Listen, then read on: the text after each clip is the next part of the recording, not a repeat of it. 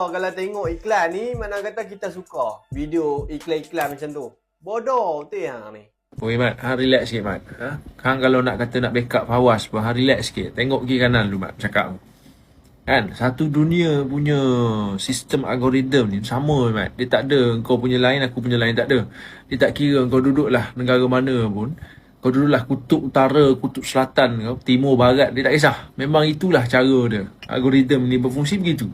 Segala iklan, kandungan FYP yang keluar dekat hang punya medsos tu, dia bergantung kepada apa benda yang kau suka tengok, apa benda yang kau suka tekan. Kalau kata robot yang jaga media sosial ni, dia detect hang suka tengok beruk contoh. Hang pun perangai dah macam beruk lah.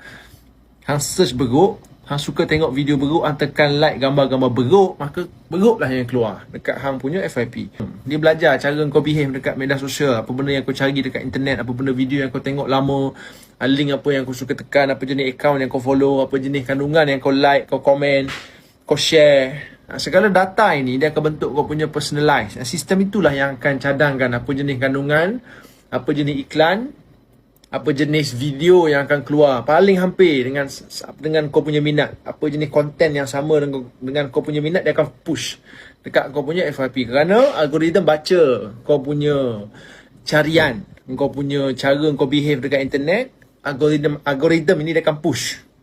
Itu kalau Ustaz Fawaz hang itu, dia punya algoritma selalu keluar benda-benda yang tak elok ni, hang jangan marah pada orang lain. Hang marah Ustaz Fawaz, mungkin cucu dia ke anak dia ke yang main handphone dia tekan benda bukan-bukan. Ni takkanlah lebay pas, takkanlah lebay nak mencari benda-benda macam tu. Aku tengah duk berprasangka baik lah ni. Aku nak tanya hang buat apa sebagai menteri? Hang duk nganga saja ke? Video-video live influencer pembangkang ni hang boleh sekat. Takkan iklan-iklan macam tu hang boleh buat tak tahu, bodoh. Hang duk kelang kabut marah pada Menteri Komunikasi YB Fahmi Fadzil. Hang kau tanya apa yang YB Fahmi Fadzil buat, Menteri Komunikasi buat, duk nganga saja ke apa. Sebab tu orang kata hang ni jenis duk dalam gua. Hang jenis tak keluar bergaul dengan orang. Punya data 5,200 kandungan itu berjaya diturunkan, take down oleh MCMC. 80% daripada jumlah total tadi MCMC detect, 80% MCMC turunkan. Takkan itu saja MCMC mampu buat, tak?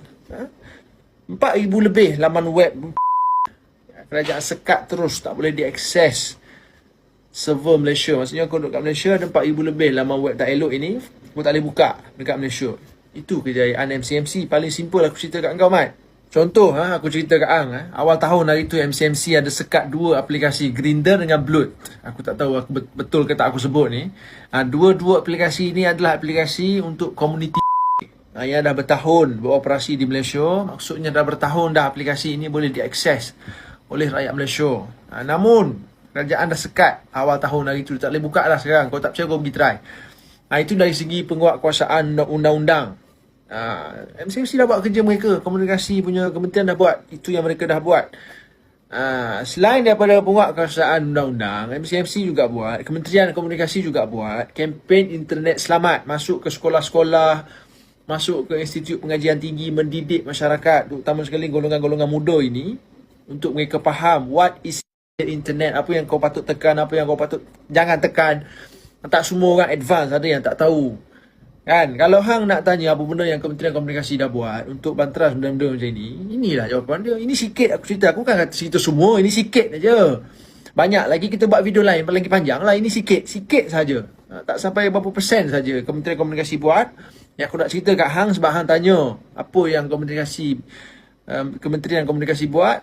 Dia duk nganga saja ke hang sebut tadi, ni jawapan dia. Jadi kalau kata hang nak backup Fawaz, tak Fawaz, janganlah duk bagi kantoi kat dia sangat, malu kat orang. Takkanlah dia punya algoritma itu dia seorang aja yang keluar macam tu, orang lain tak keluar. Tak mungkin lah. Maksudnya orang lain tak keluar sebab orang lain tak carilah. Dia keluar sebab dia carilah, bang. Janganlah buat macam tu, kantoi lah. Malu tu ya.